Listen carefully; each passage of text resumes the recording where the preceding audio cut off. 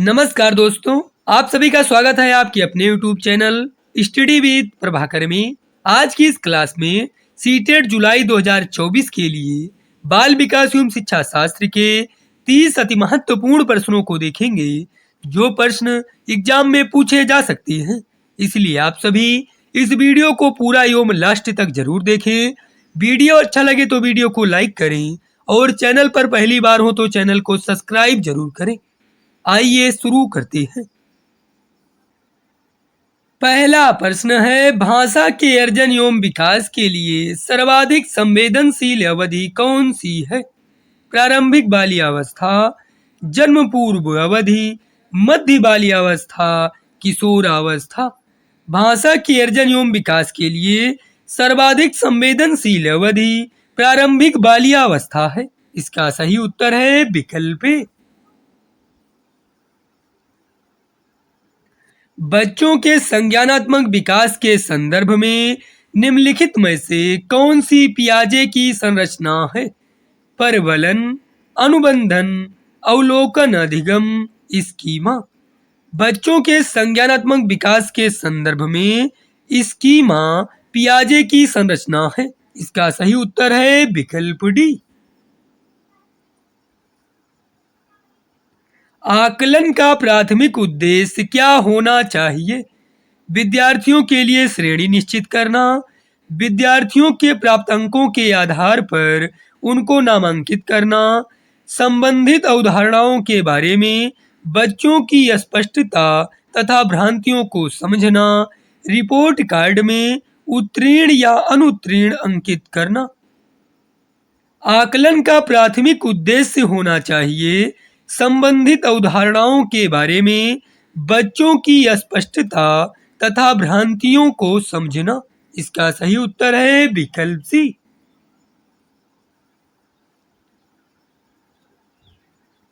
बच्चों को संकेत देना तथा आवश्यकता पड़ने पर सहयोग प्रदान करना निम्नलिखित में से किसका उदाहरण है? पाठ, अनुबंधन, मॉडलिंग, परवलन। बच्चों को संकेत देना तथा आवश्यकता पड़ने पर सहयोग प्रदान करना पाठ का उदाहरण है। इसका सही उत्तर है विकल्प ए। एक समावेशी कक्षा में एक शिक्षक को विशिष्ट शैक्षिक योजनाओं को कभी कभी तैयार करना चाहिए, सक्रिय रूप से तैयार करना चाहिए, तैयार करने के लिए हतोत्साहित होना चाहिए, तैयार नहीं करना चाहिए। एक समावेशी कक्षा में एक शिक्षक को विशिष्ट शैक्षिक योजनाओं को सक्रिय रूप से तैयार करना चाहिए। इसका सही उत्तर है विकल्प बी।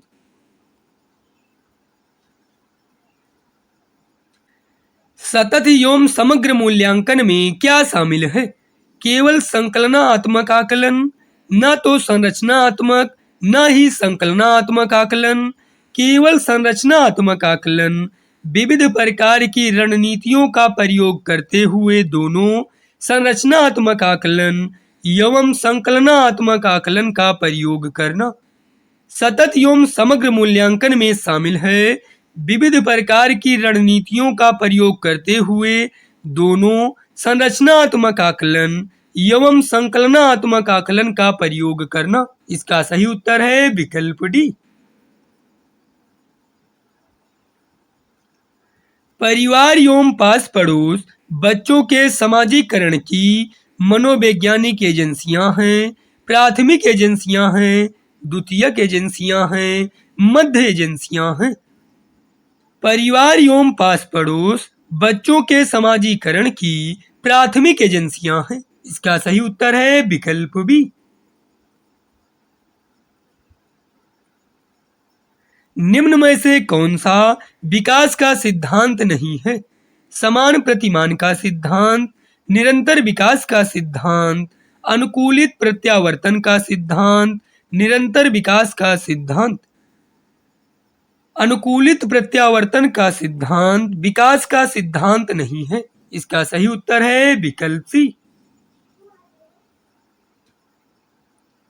बच्चों के सामाजिक विकास को प्रभावित करने वाले कारक हैं शारीरिक तत्व, वंशानुगत तत्व, आर्थिक तत्व, सामाजिक परिवेश जन्य तत्व बच्चों के सामाजिक विकास को प्रभावित करने वाले कारक हैं सामाजिक परिवेश जन्य तत्व। इसका सही उत्तर है विकल्प डी। निम्न में से कौन सा अधिगम के पठार का कारण नहीं है? विद्यालय का सहयोग, प्रेरणा की सीमा, ज्ञान की सीमा, शारीरिक सीमा। विद्यालय का सहयोग अधिगम के पठार का कारण नहीं है। इसका सही उत्तर है विकल्प ए। निम्न में से कौन सा शारीरिक विकास का एक प्रमुख नियम है? द्रुतगामी विकास का नियम, अनियमित विकास का नियम, कल्पना और संवेगात्मक विकास से संबंध का नियम, मानसिक विकास से भिन्नता का नियम। शारीरिक विकास का एक प्रमुख नियम है अनियमित विकास का नियम। इसका सही उत्तर है विकल्प बी। निम्न में से कौन सा सीखने के मुख्य नियमों में शामिल नहीं है? बहुअनुक्रिया का नियम, प्रभाव का नियम, तत्परता का नियम, अभ्यास का नियम। बहुअनुक्रिया का नियम सीखने के मुख्य नियमों में शामिल नहीं है। इसका सही उत्तर है विकल्प ए।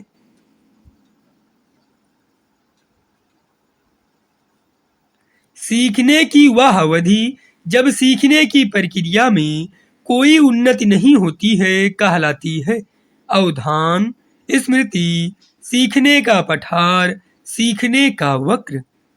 सीखने की वह अवधि जब सीखने की प्रक्रिया में कोई उन्नति नहीं होती है सीखने का पठार कहलाती है।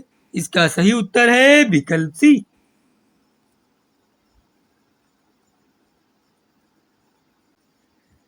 भारतीय संविधान के किस अनुच्छेद में 6 से 14 आयु वर्ग के बच्चों के लिए निःशुल्क व अनिवार्य शिक्षा का अधिकार शामिल किया गया है? अनुच्छेद 21 ए, अनुच्छेद 26, अनुच्छेद 45, अनुच्छेद 15। भारतीय संविधान के अनुच्छेद 21 ए में 6 से 14 आयु वर्ग के बच्चों के लिए निःशुल्क व अनिवार्य शिक्षा का अधिकार शामिल किया गया है। इसका सही उत्तर है विकल्प ए।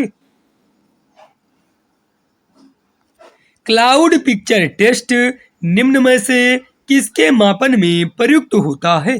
अभिरुचि, बुद्धि, व्यक्तित्व, अभिक्षमता। क्लाउड पिक्चर टेस्ट व्यक्तित्व के मापन में प्रयुक्त होता है। इसका सही उत्तर है विकल्प सी। पियाजे मुख्य रूप से किसके अध्ययन के लिए जाने जाते हैं? संज्ञानात्मक विकास, सामाजिक विकास, भाषा विकास, उपरोक्त सभी। पियाजे मुख्य रूप से संज्ञानात्मक विकास के अध्ययन के लिए जाने जाते हैं।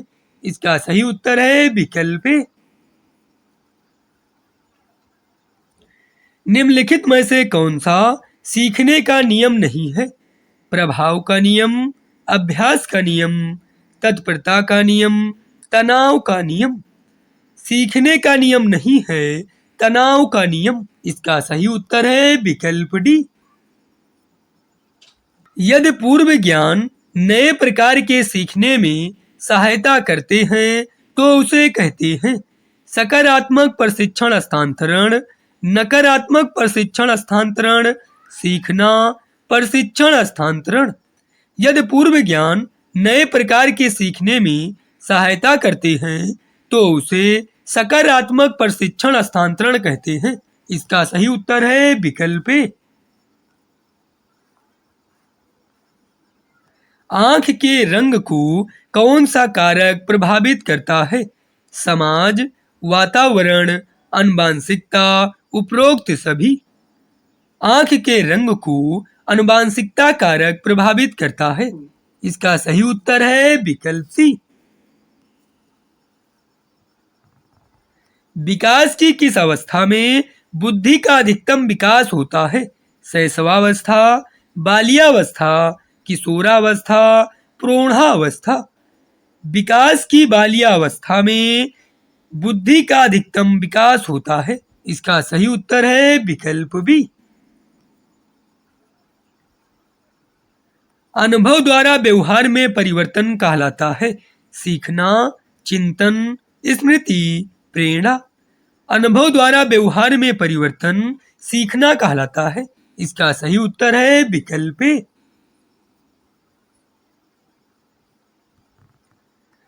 मनोविज्ञान का शिक्षा के क्षेत्र में सबसे बड़ा योगदान है शिक्षक केंद्रित शिक्षा, बाल केंद्रित शिक्षा, विषय केंद्रित शिक्षा, क्रिया केंद्रित शिक्षा। मनोविज्ञान का शिक्षा के क्षेत्र में सबसे बड़ा योगदान है बाल केंद्रित शिक्षा। इसका सही उत्तर है विकल्प बी। अभिप्रेरणा का वर्गीकरण होता है अभिप्रेरणा तथा प्रलोभन, स्वाभाविक और कृत्रिम, कम महत्वपूर्ण तथा अधिक महत्वपूर्ण, जन्मजात तथा अर्जित। अभिप्रेरणा का वर्गीकरण होता है जन्मजात तथा अर्जित। इसका सही उत्तर है विकल्प डी। बाल मनोविज्ञान के आधार पर कौन सा कथन सर्वोत्तम है? प्रत्येक बच्चा विशिष्ट होता है, सारे बच्चे एक जैसे होते हैं, कुछ बच्चे विशिष्ट होते हैं, कुछ बच्चे एक जैसे होते हैं। बाल मनोविज्ञान के आधार पर प्रत्येक बच्चा विशिष्ट होता है, यह कथन सर्वोत्तम है। इसका सही उत्तर है विकल्प ए।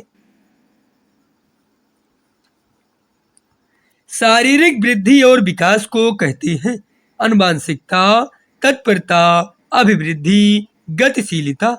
शारीरिक वृद्धि और विकास को अभिवृद्धि कहते हैं। इसका सही उत्तर है विकल्प सी। सीखने का सर्वाधिक उपयुक्त अर्थ है व्यवहार में परिमार्जन, कौशल अर्जन, वैयक्तिक समायोजन, ज्ञानार्जन। सीखने का सर्वाधिक उपयुक्त अर्थ है व्यवहार में परिमार्जन। इसका सही उत्तर है विकल्प ए। कक्षा 4 का एक बच्चा सदैव चिंतित और कुंठित रहता है, आप उसे उसके भाग्य पर छोड़ देंगे, स्वयं परामर्शदाता की भूमिका का निर्वाह करेंगे, उसके अभिभावक से शिकायत करेंगे, मनोचिकित्सक के पास ले जाएंगे। कक्षा 4 का एक बच्चा सदैव चिंतित और कुंठित रहता है, आप स्वयं परामर्शदाता की भूमिका का निर्वाह करेंगे। इसका सही उत्तर है विकल्प बी। आत्म केंद्रित व्यक्ति होता है बहिर्मुखी, अंतर्मुखी, सामाजिक निर्भर, उभयमुखी। आत्म केंद्रित व्यक्ति अंतर्मुखी होता है। इसका सही उत्तर है विकल्प बी। बाल्यावस्था की प्रमुख मनोवैज्ञानिक विशेषता क्या है? सामूहिकता की भावना, अनुकरणात्मक प्रवृत्ति का अभाव, धार्मिकता, उपरोक्त में से कोई नहीं। बाल्यावस्था की प्रमुख मनोवैज्ञानिक विशेषता है सामूहिकता की भावना। इसका सही उत्तर है विकल्प ए। शैक्षिक विकास में मूल्यांकन का अर्थ है कार्य निष्पादन का मूल्यांकन, ज्ञान क्षमता का मूल्यांकन, छात्रों की प्रगति का आकलन, कक्षा अभिलेखों का मूल्यांकन। शैक्षिक विकास में मूल्यांकन का अर्थ है ज्ञान क्षमता का मूल्यांकन। इसका सही उत्तर है विकल्प बी।